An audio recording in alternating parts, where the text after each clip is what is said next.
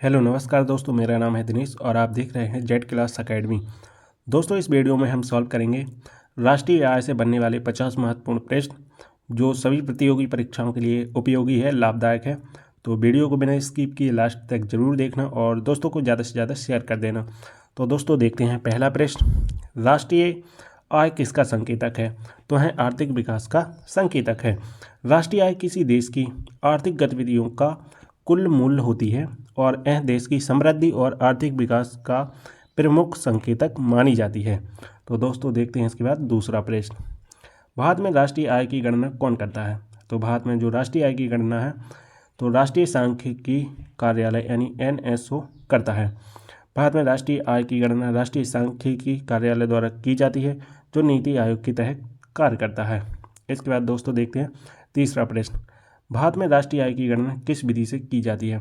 तो दोस्तों भारत में जो राष्ट्रीय आय की गणना है उत्पादन, आय और व्यय विधि द्वारा की जाती है। भारत में राष्ट्रीय आय की गणना करने की 3 विधियां हैं, जैसे उत्पादन विधि जिसमें वस्तुओं और सेवाओं के कुल उत्पादन पर आधारित है। इसके बाद दोस्तों आय विधि जो मजदूरी, किराया और ब्याज और मुनाफे का जोड़ करती है, तो जिसे हम आय विधि कहते हैं, इनकम मेथड। इसके बाद दोस्तों तीसरी विधि है व्यय विधि, तो उपभोग और निवेश का कुल व्यय कहलाती है। तो दोस्तों राष्ट्रीय आय की गणना करने के लिए 3 प्रमुख विधियां हैं, उत्पादन विधि, आय विधि और व्यय विधि। दोस्तों इसके बाद देखते हैं नेक्स्ट क्वेश्चन, जीडीपी का पूर्ण रूप क्या है? दोस्तों जीडीपी का पूर्ण रूप है ग्रॉस डोमेस्टिक प्रोडक्ट यानी सकल घरेलू उत्पाद। जीडीपी यानी किसी देश में एक वर्ष के दौरान उत्पादित सभी वस्तुओं और सेवाओं का कुल मूल्य होता है जो देश के अंदर उत्पादन किया जाता है, तो उसे कहते हैं ग्रॉस डोमेस्टिक प्रोडक्ट यानी जीडीपी। दोस्तों इसके बाद देखते हैं पांचवा प्रश्न, जीएनपी का पूर्ण रूप क्या है? तो दोस्तों जीएनपी का पूर्ण रूप है ग्रॉस नेशनल प्रोडक्ट यानी सकल राष्ट्रीय उत्पाद। जीएनपी वह कुल उत्पादन है जिसमें देश के नागरिकों द्वारा विदेशों में अर्जित आय को जोड़ा जाता है और विदेशी कंपनियों की आय घटाई जाती है, उसे हम जीएनपी यानी ग्रॉस नेशनल प्रोडक्ट बोलते हैं या सकल राष्ट्रीय उत्पाद बोलते हैं। इसके बाद दोस्तों छठवां प्रश्न, एनएनपी शुद्ध राष्ट्रीय उत्पाद कैसे प्राप्त किया जाता है? तो दोस्तों जीएनपी और जीएनपी में से हम मूल्यह्रास यानी डेप्रिसिएशन को घटा देते हैं, तो उससे हमें एनएनपी प्राप्त होता है। जो नेट नेशनल प्रोडक्ट है उसके बराबर जीएनपी माइनस मूल्यह्रास यानी डेप्रिसिएशन को घटा देते हैं, तो हमें एनएनपी यानी शुद्ध राष्ट्रीय आय प्राप्त की जाती है। यह किसी देश की शुद्ध राष्ट्रीय आय को दर्शाता है। दोस्तों इसके बाद देखते हैं सातवां प्रश्न, एनडीपी यानी शुद्ध घरेलू उत्पाद क्या होता है? तो जीडीपी माइनस मूल्यह्रास। दोस्तों वो नेट डोमेस्टिक प्रोडक्ट बराबर जीडीपी माइनस मूल्यह्रास। दोस्तों जो जीडीपी है उसमें से हम मूल्यह्रास को घटा देते हैं, तो हमें एनडीपी यानी नेट डोमेस्टिक प्रोडक्ट उपलब्ध होता है यानी शुद्ध घरेलू उत्पाद प्राप्त होता है। यह किसी देश में घरेलू स्तर पर उत्पन्न की गई शुद्ध आय को दर्शाता है, एनडीपी। इसके बाद दोस्तों next question, PCI per capita income या पर कैपिटा इनकम कैसे निकाली जाती है? तो राष्ट्रीय आय भागे कुल आय, जो राष्ट्रीय आय है उसमें कुल जनसंख्या का भाग दे देते हैं तो राष्ट्रीय आय प्राप्त हो जाती है। पीसीआई पर कैपिटा इनकम राष्ट्रीय आय बटा कुल जनसंख्या। दोस्तों जितनी राष्ट्र की आय है टोटल, उसमें से जो देश की कुल जनसंख्या उससे भाग दे देते हैं तो पर कैपिटल इनकम प्राप्त हो जाती है। यह एक व्यक्ति के हिस्से में आने वाली औसत वार्षिक आय को दर्शाता है, जिसे प्रति व्यक्ति आय भी बोलते हैं। इसके बाद दोस्तों नौवां प्रश्न, जीडीपी और एनएनपी में क्या अंतर है? जीडीपी घरेलू उत्पादन दर्शाता है जबकि जीएनपी में विदेशों से अर्जित आय भी शामिल की जाती है। जीडीपी में सिर्फ देश के अंदर होने वाले उत्पादन शामिल होते हैं, बल्कि जीएनपी में जीडीपी के अलावा विदेशों से अर्जित आय भी जोड़ी जाती है। इसके बाद दोस्तों देखते हैं 10वां प्रश्न, भारत में सबसे अधिक योगदान किस क्षेत्र का राष्ट्रीय आय में है? तो दोस्तों सर्विस सेक्टर का है यानी सेवा क्षेत्र का सबसे अधिक योगदान है। भारत की जो राष्ट्रीय आय में सबसे बड़ा योगदान सेवा क्षेत्र का है, जैसे आईटी, बैंकिंग, टेलीकम्युनिकेशन, शिक्षा आदि का है, जो जीडीपी का 55 से 60% योगदान देता है जीडीपी में। दोस्तों इसके बाद देखते हैं 11वां प्रश्न, भारत की जीडीपी वृद्धि दर को कौन मापता है? तो केंद्रीय सांख्यिकी संगठन सीएसओ मापता है।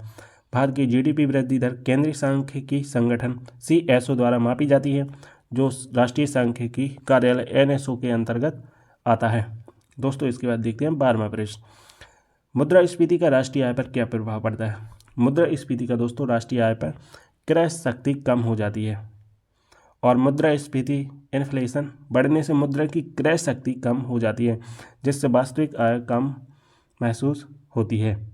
दोस्तों इसके बाद देखते हैं 13वां प्रश्न, क्रय शक्ति समानता क्या दर्शाती है। दोस्तों PPP क्या दर्शाती है।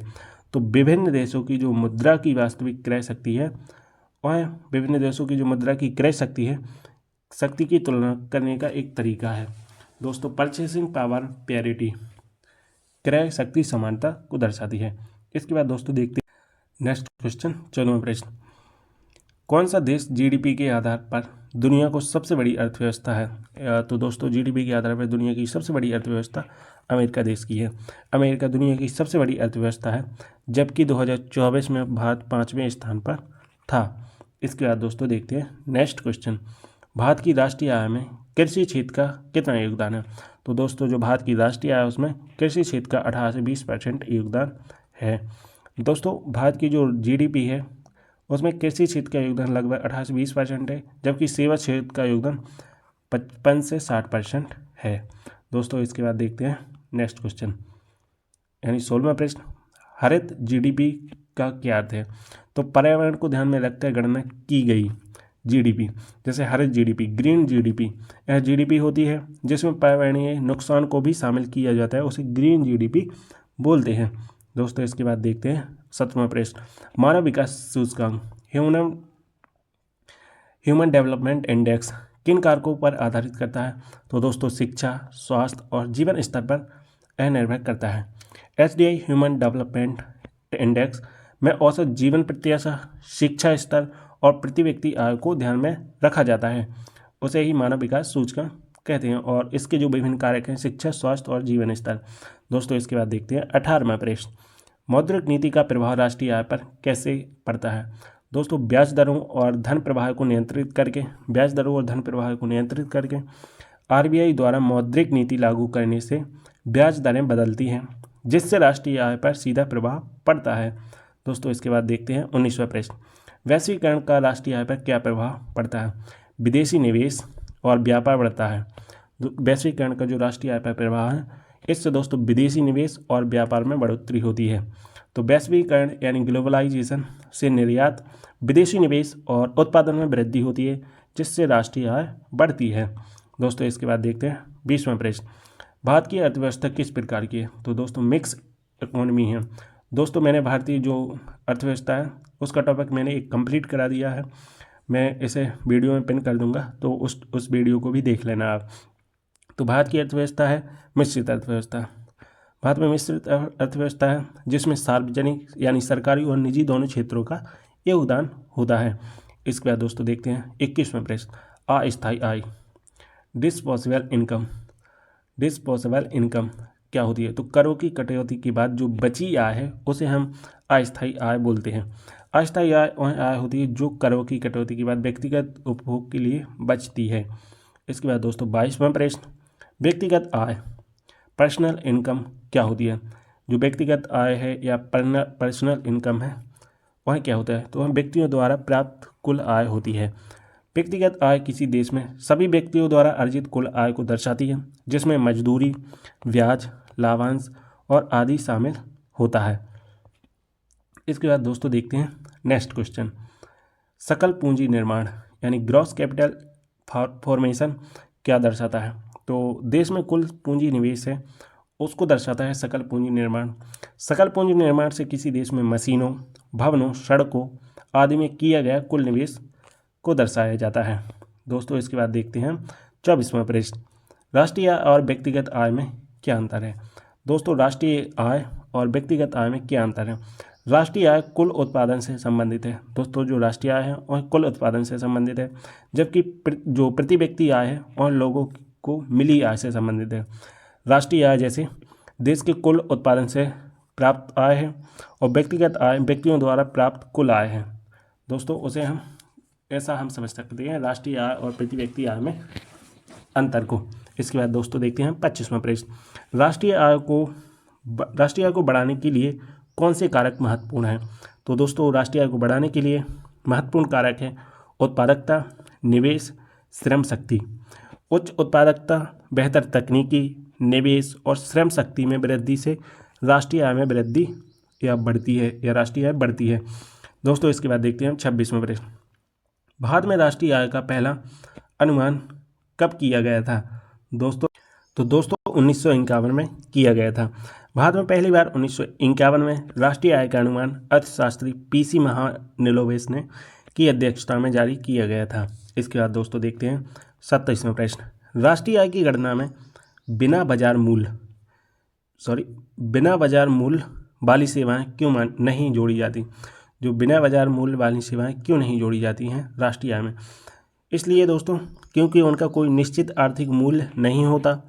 गृहिणियों द्वारा किया गया कार्य जैसे स्वयं सेवा और घरेलू कार्यों को राष्ट्रीय आय में नहीं जोड़ा जाता क्योंकि उनका कोई निश्चित आर्थिक मूल्य नहीं होता है दोस्तों, इसलिए उन्हें राष्ट्रीय आय में नहीं जोड़ा जाता है।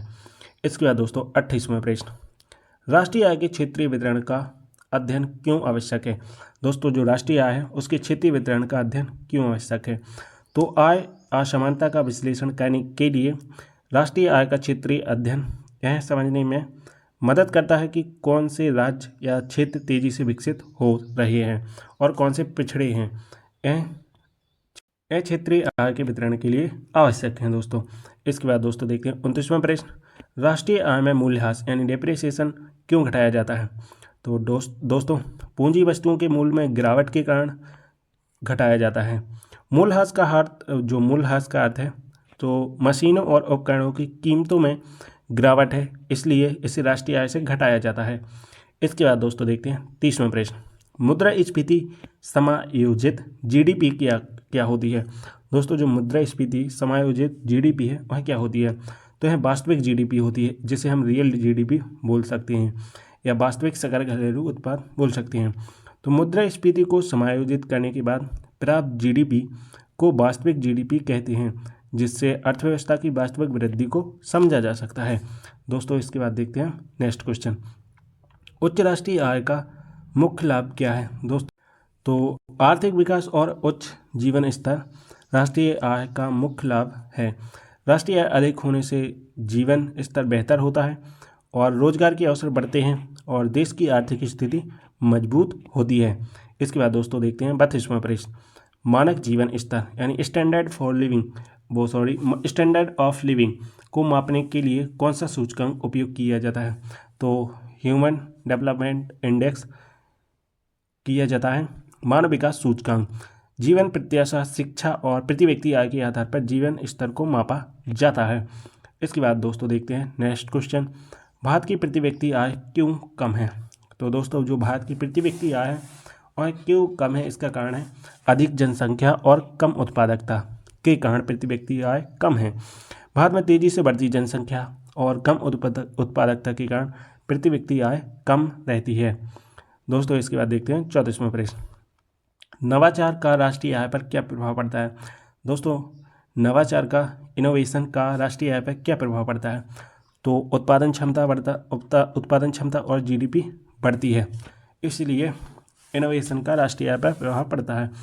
नवाचार से कई तकनीकें विकसित होती हैं जिससे उत्पादन क्षमता बढ़ती है और जीडीपी में वृद्धि होती है। दोस्तों इसके बाद देखते हैं 35वां प्रश्न। राष्ट्रीय आय को बढ़ाने में विदेशी निवेश यानी एफडीआई कैसे मदद करता है? तो जो विदेशी निवेश है कैसे मदद करता है? तो उद्योगों में पूंजी और रोजगार बढ़ाता है। जैसे एफडीआई फॉरेन डायरेक्ट इन्वेस्टमेंट, देश में जो पूंजी निवेश, तकनीकी सुधार और नए उद्योगों की स्थापना होती है जिससे राष्ट्रीय आय बढ़ती है और उद्योगों में पूंजी और रोजगार बढ़ता है। दोस्तों इसके बाद देखते हैं 36वां प्रश्न। सरकार राष्ट्रीय आय बढ़ाने के लिए कौन सी नीतियां अपनाती है? तो जो राष्ट्रीय आय बढ़ाने के लिए सरकार विभिन्न जो नीतियां हैं वह अपनाती है, जैसे निवेश, बुनियादी ढांचा और शिक्षा और तकनीकी सुधार। सरकार सड़क, रेलवे, शिक्षा, digital India, make in India जैसी योजनाएं से राष्ट्रीय आय बढ़ाती हैं। विभिन्न योजनाएं बनाती हैं और विभिन्न नीतियां बनाती हैं जिससे राष्ट्रीय आय बढ़ती है या बढ़ाई जाती है। कौन सा कर राष्ट्रीय आय का सबसे बड़ा स्रोत है? तो दोस्तों जीएसटी, कॉर्पोरेट टैक्स राष्ट्रीय आय का सबसे बड़ा स्रोत होता है। भारत में जीएसटी और कॉर्पोरेट टैक्स राष्ट्रीय आय के प्रमुख स्रोत हैं। इसके बाद दोस्तों देखते हैं 38वां प्रश्न, कृषि क्षेत्र का राष्ट्रीय आय में योगदान कैसे बढ़ाया जाता है? तो तकनीकी सुधार और सिंचाई सुविधाएं बढ़ाकर, जैसे उन्नत बीज, सिंचाई सुविधाएं और मशीनों के उपयोग से कृषि उत्पादन बढ़ता है, जिससे राष्ट्रीय आय भी बढ़ती है। इसके बाद दोस्तों देखते हैं 39वां प्रश्न, सार्वजनिक क्षेत्र की कंपनियां राष्ट्रीय आय में कैसे योगदान देती हैं? जो सार्वजनिक क्षेत्र की कंपनियां दोस्तों वह राष्ट्रीय आय में कैसे योगदान देती हैं? तो औद्योगिक उत्पादन और रोजगार सृजन के माध्यम से देती है। जैसे ONGC, वेल, NTPC जैसी सरकारी कंपनियां बड़े पैमाने पर उत्पादन और रोजगार पैदा करती हैं, जिससे GDP बढ़ती है। इसके बाद दोस्तों देखते हैं 39वां प्रश्न, राष्ट्रीय आय को प्रभावित करने वाले जो बाहरी कारक हैं और कौन कौन से हैं? तो दोस्तों जो राष्ट्रीय आय को प्रभावित करने वाले बाहरी कारक हैं वह हैं वैश्विक आर्थिक मंदी, तेल की कीमतें, व्यापार नीतियाँ।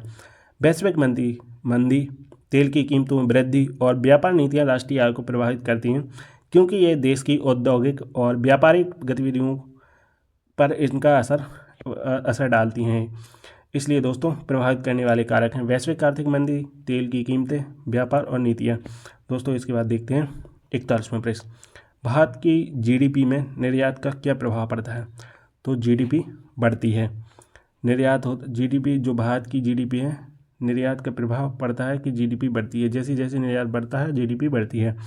निर्यात बढ़ने से देश में विदेशी मुद्रा आती है, जिससे GDP में वृद्धि होती है और आर्थिक विकास तेज हो जाता है। दोस्तों जब हम निर्यात करते हैं तो भारत के अंदर विदेशी मुद्रा आती है, जिससे GDP में वृद्धि होती है और आर्थिक विकास में तेजी आती है। इसके बाद दोस्तों देखते हैं 42वां प्रश्न, भारत की GDP में आयात का क्या प्रभाव पड़ता है? तो GDP घटती है। जब भारत की GDP में आयात का प्रभाव पड़ता है GDP घटती है। जैसे आयात अधिक होने से विदेशी मुद्रा बाहर जाती है, जिससे देश की GDP पर नकारात्मक प्रभाव पड़ सकता है। 43वां प्रश्न, कौन सा अंतर्राष्ट्रीय संगठन वैश्विक GDP का आकलन करता है? तो दोस्तों अंतर्राष्ट्रीय मुद्रा कोष IMF, इंटरनेशनल मॉनेटरी फंड वैश्विक अर्थव्यवस्था की GDP का आकलन करता है और देश की आर्थिक नीतियों का विश्लेषण करता है। 44वां प्रश्न, विश्व की सबसे तेजी से बढ़ती अर्थव्यवस्था कौन सी है? तो भारत है। 2024 में भारत दुनिया की सबसे तेजी से बढ़ती अर्थव्यवस्था में शामिल है, जिसका GDP ग्रोथ रेट 6% है। दोस्तों इसके बाद देखते हैं 45वां प्रश्न, PPP यानी परचेसिंग पावर पैरिटी के आधार पर भारत की अर्थव्यवस्था कौन से स्थान पर है? तो दोस्तों है तीसरे स्थान पर है। PPP के आधार पर यानी परचेसिंग पावर पैरिटी के आधार पर भारत अमेरिका और चीन के बाद दुनिया की तीसरी सबसे बड़ी अर्थव्यवस्था है। इसके बाद दोस्तों हम देखते हैं 46वां प्रश्न, गरीबी रेखा के नीचे यानी BPL जीवन यापन करने वालों की संख्या GDP को कैसे प्रभावित करती है? GDP की वृद्धि दर धीमी होती है। गरीबी अधिक होने से उपभोग और उत्पादन कम होता है, जिससे GDP की वृद्धि दर प्रभावित होती है। दोस्तों इसके बाद देखते हैं 47वां प्रश्न, गिग इकोनॉमी का राष्ट्रीय आय पर क्या प्रभाव पड़ता है? तो रोजगार बढ़ता है। गिग इकोनॉमी के कारण रोजगार बढ़ता है। गिग इकोनॉमी फ्रीलांसिंग जैसे ऑनलाइन जॉब्स से रोजगार के नए अवसर पैदा होते हैं, जिससे लोगों की आय और राष्ट्रीय आय बढ़ती है, जिसे हम गिग इकोनॉमी बोलते हैं। इसके बाद दोस्तों देखते हैं 48वां प्रश्न, जलवायु परिवर्तन का क्लाइमेट चेंज का राष्ट्रीय आय पर क्या प्रभाव पड़ता है? कृषि और उद्योग प्रभावित होते हैं। जैसे ही जलवायु परिवर्तन होता है तो कृषि और उद्योग प्रभावित होते हैं। जलवायु परिवर्तन से फसल उत्पादन और औद्योगिक गतिविधियाँ प्रभावित होती हैं, जिससे GDP पर नकारात्मक प्रभाव पड़ता है। इसके बाद दोस्तों देखते हैं 49वां प्रश्न, भारत में औद्योगिकीकरण यानी इंडस्ट्रियलाइजेशन का राष्ट्रीय आय पर क्या प्रभाव पड़ता है? तो GDP बढ़ती है। औद्योगिकीकरण के कारण GDP बढ़ती है। औद्योगिकीकरण से नए उद्योग और फैक्ट्रियां स्थापित होती हैं, जिससे रोजगार और राष्ट्रीय आय में वृद्धि होती है। इसके बाद दोस्तों देखते हैं लास्ट क्वेश्चन, डिजिटल इकोनॉमी राष्ट्रीय आय को कैसे प्रभावित करती है? तो आर्थिक वृद्धि तेज होती है, डिजिटल इकोनॉमी के कारण। Digital economy, e commerce, fintech, IT sector से नए व्यापार मॉडल विकसित होते हैं जिससे आर्थिक विकास को बढ़ावा मिलता है। दोस्तों, हमने 50 क्वेश्चन कंप्लीट कर रखे हैं राष्ट्रीय आय टॉपिक से। तो मैं उम्मीद करता हूं कि आपको पसंद आया होंगे, समझ आया होगा। तो वीडियो को ज़्यादा से ज़्यादा दोस्तों तक शेयर कर देना और चैनल पर नए हो तो चैनल को सब्सक्राइब कर लेना। जेड क्लास अकेडमी मैं ऐसी वीडियो लाता रहता हूँ। मिलता हूँ नेक्स्ट वीडियो में, तब तक के लिए जय हिंद, वंदे मातरम।